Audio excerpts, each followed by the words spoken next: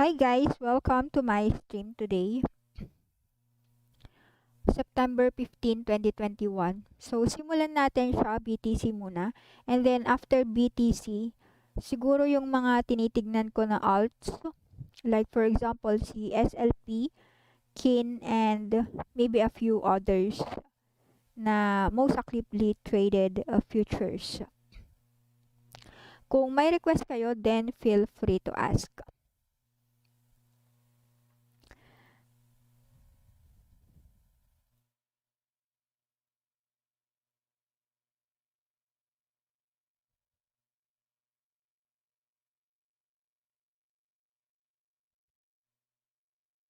Saan na tayo?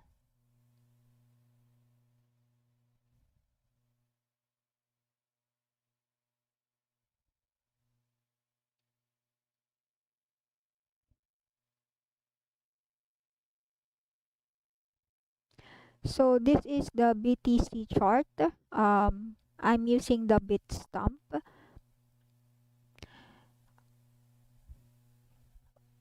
For BTC, every cycle has 4 years, 1 year bearish, and 3 years bullish.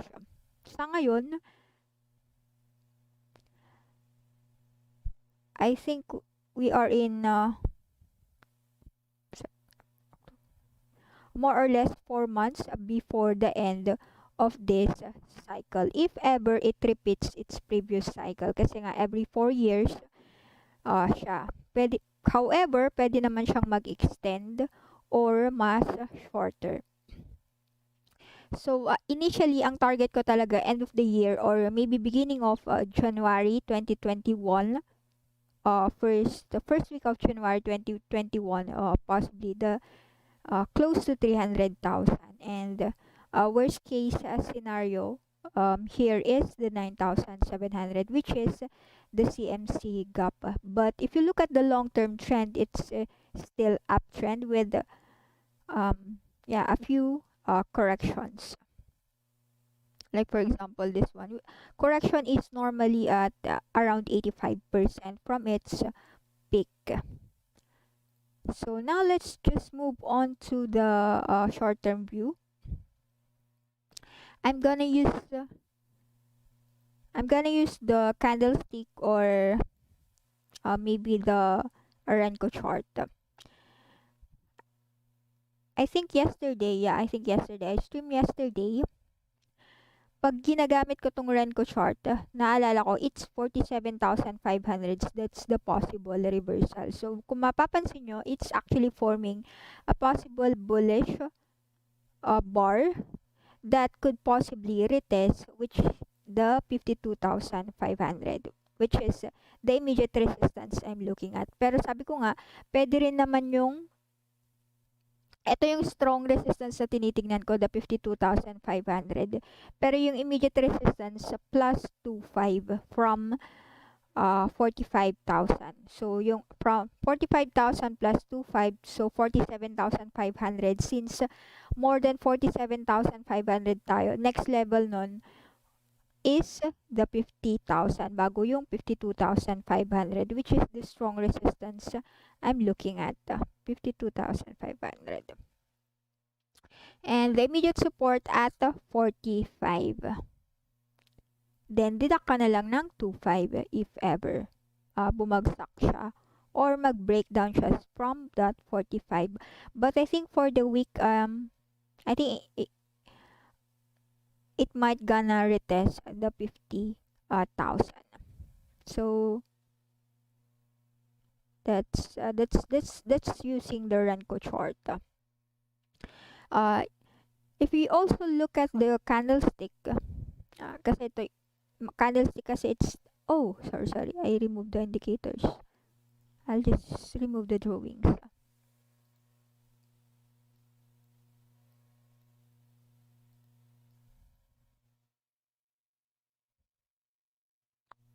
So bago yung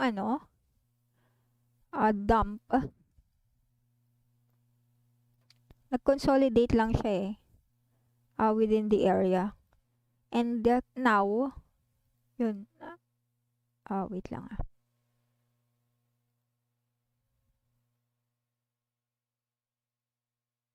So, at least above na siya.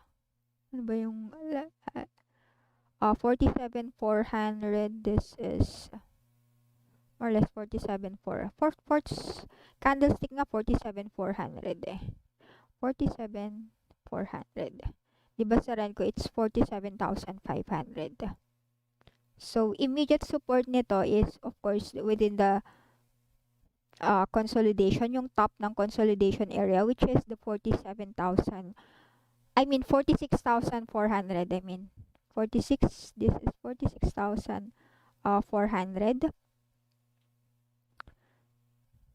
So, since sumilip na siya doon, next, ang resistance na tinitignan ko is, of course, this area. Bago yung dump, which is more or less the 52,700. Medyo may konting dollar differences lang sila ng Renko short, but more or less it's still the same. So what else? Yeah, I think I'm still holding the position I have since I think since this dump. So it's more or less a few days, 2, 4, 6, more or less it's 1 week. And kung i-add natin tong ayun no, lumagpas na siya or nasa taas na siya ng 30 days EMA. So, yan. We can actually also use that 47, more or less 40, EMA kasi is 46,600 Ayun yung niya. And then the 52,000. So more or less bullish. Nagpalit na siya from dito consolidation, and now it's turning more bullish. Or I should say it's actually more bullish now versus this a few days ago. So I think that's it for kung titignan mo kasi sa weekly, ang ganda nga ng weekly chart niya eh. Hindi man niya na-retest yung yung EMA 30. So kung dito, more or less dito. Support na tinitignan ko. 45,800 and this 51. So I think for the week, posibleng mag-50, more than 50,000 siya. But anyway, let's see how it goes. But so far, I'm more bullish now. Next is, yung mga mga tinitignan kong alts. Diba last time, I think I'm looking at SLP. Where is it? Wait. Hi. It's not internet. I think it's working fine. Well, I don't no. Loading. It's actually connected, or maybe it just my internet might be slow.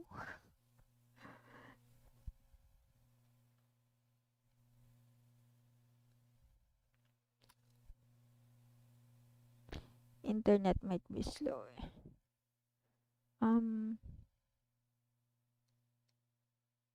Internet is okay, but might be slow. Siguro slow lang siya. Slow naman ang internet dito eh. Joke lang. So now let's move on to ano ba yung SLP nung nakaraan I'm looking at SLP kasi nga 'di ba possible double bottom. Saan na ba 'yon? SLP, this one. Let's look at this one. 'Di ba nung nakaraan, possible double bottom. So since bullish candle siya ngayon, I think within the next few days mag-aano na siya. I think possible reversal na. Malaki na nga din ang inakyat niya eh. So, I think mag-hold na siya. Hopefully, mag-hold na siya dito sa support na yan. So, which is around this, the body. Which is yan. More or less sa 8 cents. 8 cents ba? Oh, wait lang. Remove natin yung drawings. And I don't like the EMA. Normally kasi, ano lang talaga ako. Charts lang. Charts lang. I think the simpler, the better. Para sa akin. Because there are a lot of indicators. And each indicator have sometimes a different signal. So, kailangan mamili ka din kung anong indicator yung gagamitin mo. Or, you will not just use the indicator.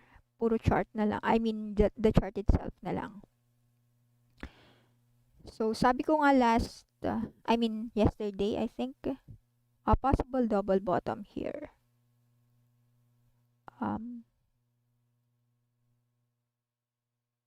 Naabangan ko nga siya sa 6 cents eh, kaso hindi naman siya sa 6 cents. So, I think baka magre-reverse na siya. Ay, ba't ayaw?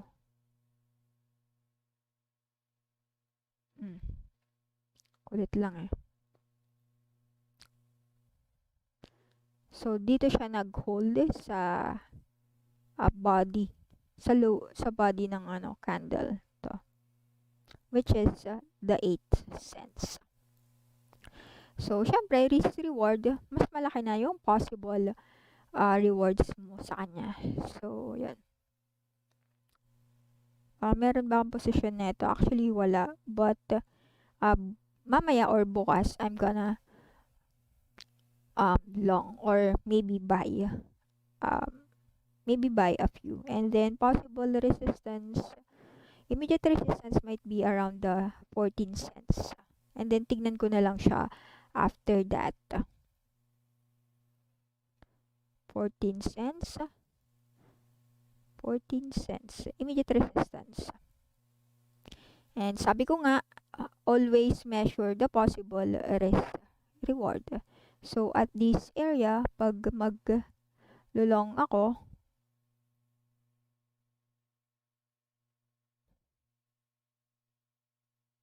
and the stop loss at that. So, more or less, 2 times. Pero syempre, kung depende kasi sa plano mo eh. Kung makakapagantay ka, pwede ka ding magantay. Possibly next resistance dito sa 20 cents. So, ano na lang. Monitor na lang. And then, next, is the internet okay now? Well, hopefully, is my connection okay now? Is my connection okay now? Kasi okay naman siya eh. Okay. Hindi ko lang kasi alam. Naka-connect naman or slow lang talaga. Slow lang siguro. So, next is, the one that I'm looking one is this one.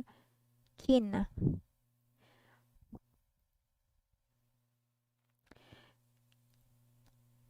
Puntahan natin. So, kung may gusto kayong matignan about the crypto itself, pwede nyo gamitin tong coin market cap. And then, punta tayo sa socials. I don't know kung na-post nila yun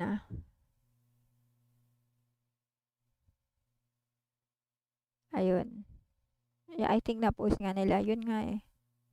So, ito yung pinost nila. Yung newsletter nila. It's actually the number 1 token in Solana in terms of volume. So, titingnan natin siya. So, kung siya yung number 1, parang hindi siya nag-drive with the current price. So, kung mapapansin nyo, it's actually halos...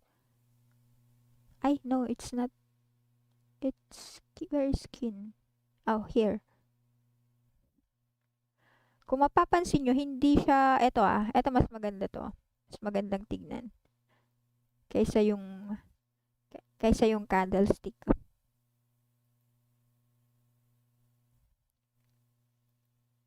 So, napansin nyo, top project in terms of volume sa Solana, pero halos bottom na siya. So, eto. Actually, kakaano ko lang kanina. Bumili akong konti kanina. Bumili ako ng konti. It's actually a hold, not the perpetual one. And then triple bottom nga pala siya, no? Though ngayon, ano ulit, possibly, i-retest na naman niya tong bottom na tong, ano ba to? 0.00 something. Ang daming zero eh. Ilang zero ba to? 1, 2, 3, 4. 4 zeros. So, yun. And where is it? So, here is other volumes versus the rest. Kung titignan mo si SRM at saka si Ray, if you compare them, SRM, I think I have it. SRM, pero perpetual one. Ay, let's just remove the drawings. So, papansin mo, at least siya, close siya sa top. Doon nag-correct siya ng konti. Tsaka yung isa, Ray,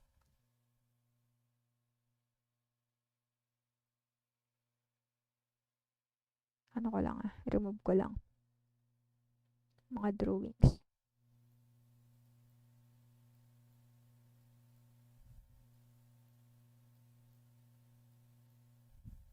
So, na-compare nyo yung tatlo, si Kin, SRM, at saka si Ray. If you look at the charts, yung top project na si Kin, halos nasa bottom pa siya. So, kaya ko siya binili. It's because it's fundamentally good, and at the same time, malaki yung possible rewards versus the other projects. In my opinion lang, syempre. Asa na ba yun? Oh, this one. Diba? Syempre, kung sakali kahit i-retest lang niya to, diba? Kahit yan lang, oh. So, from here, depende kung anong klaseng hold ang plano nyo, or will just be scalped. 333%. Pero kung i-retest niya yung all-time high, I don't know if this is the all-time high. Maybe let's check. I'm not sure if that's the all-time high.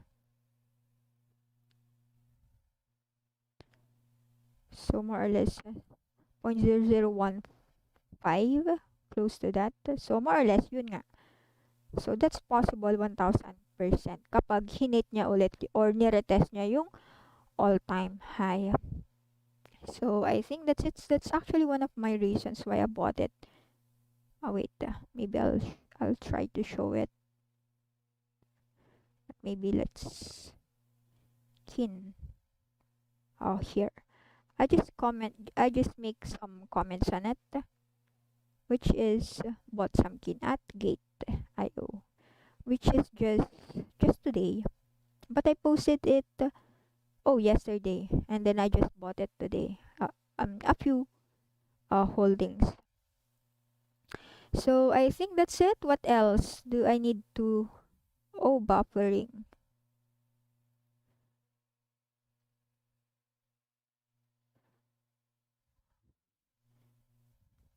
Okay naman kasi siya. Feeling ko okay naman siya. It's just that I don't know what's possibly might be the problem, because it's working fine. But maybe the internet connection might be slow. That's why it's buffering. But anyway, I don't know what else do I need. Yeah, this one. My favorite one too. Si ano. Try natin si Solana. Ito siya. Parang sa ano ata to eh. I think ano ata siya. Ayun, no. Ayun. O, tama. Wait lang ah. Tanggalin ko lang tong mga, yan.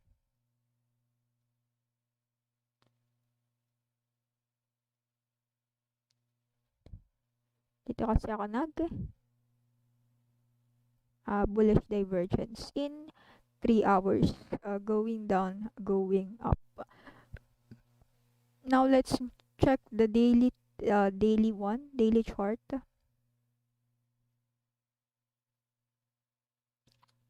Tanggalin ko na yung drawings ah.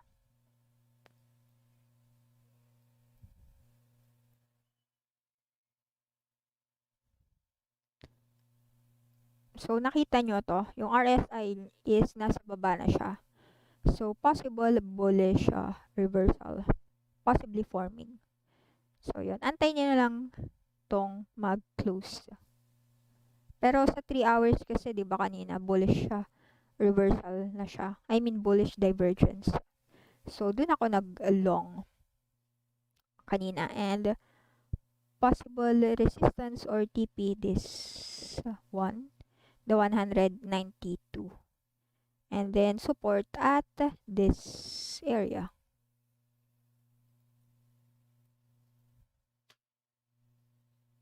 Angela? Angela?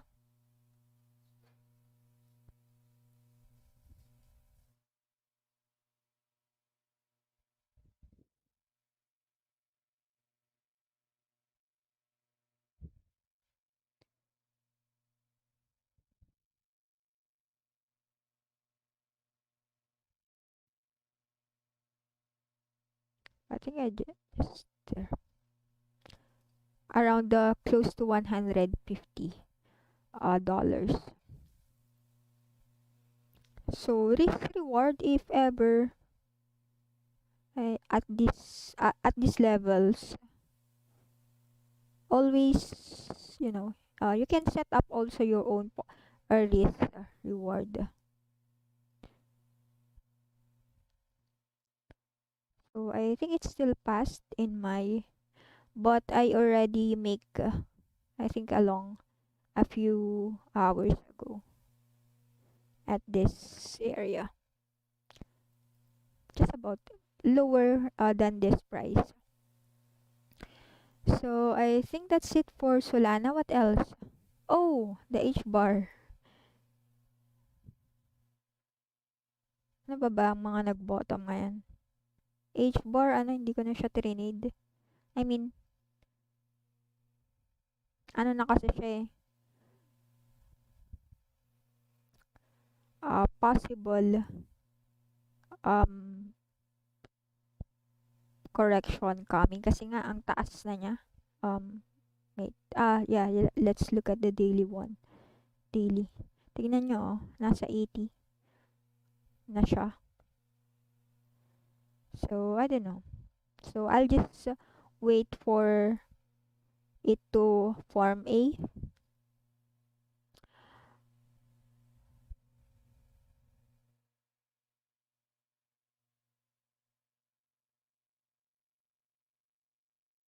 I'll wait na lang for correction before I'll go long.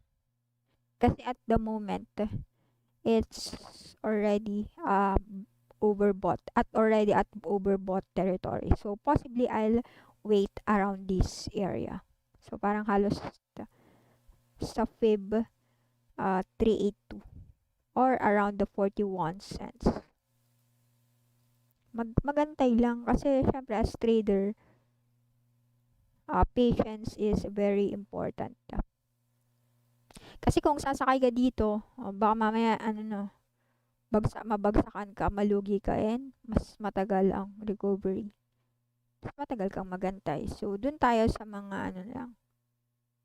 Or pwede kang, yeah, as much as possible in this bull market, I seldom do short except when I do scalp.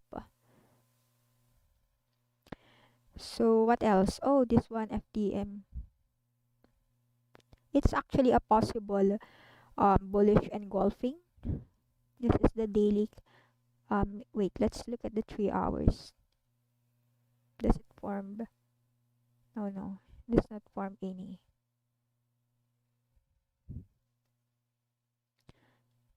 it does not form any bullish divergence in 3 hours. But if you look at these candles alone, it's a possible bullish engulfing if it ends uh, like this until tomorrow morning. Kasi gabi ngayon, bukas na maglo-close. And possibly actually target ko dito is nasa $2 ako eh.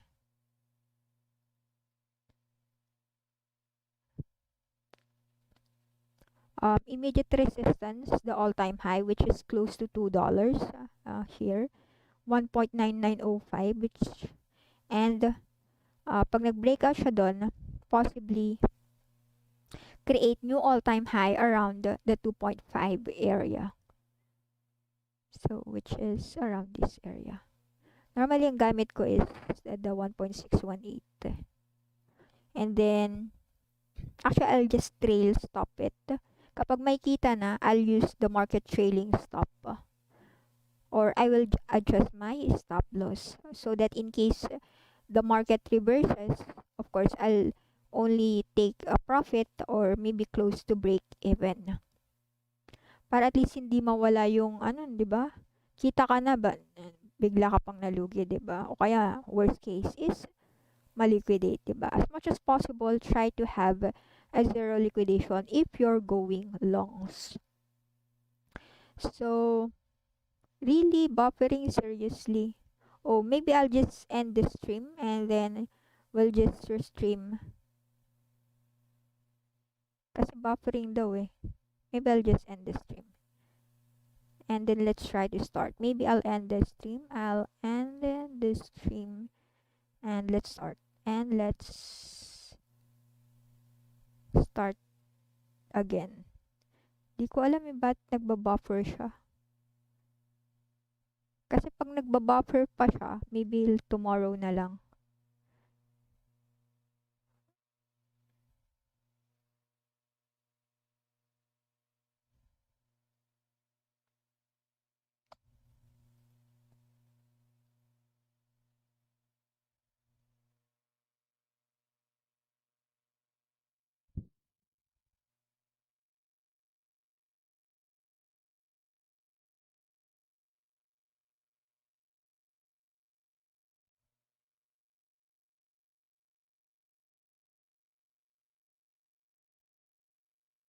Buffering hard.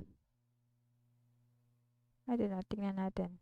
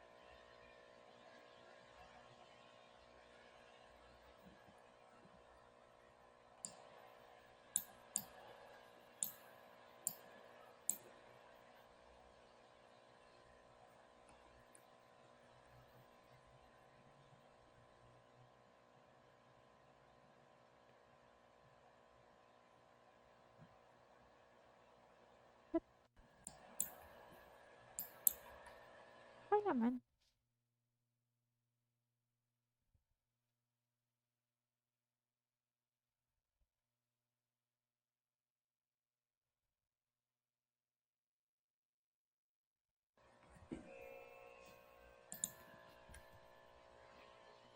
Suffering so hard.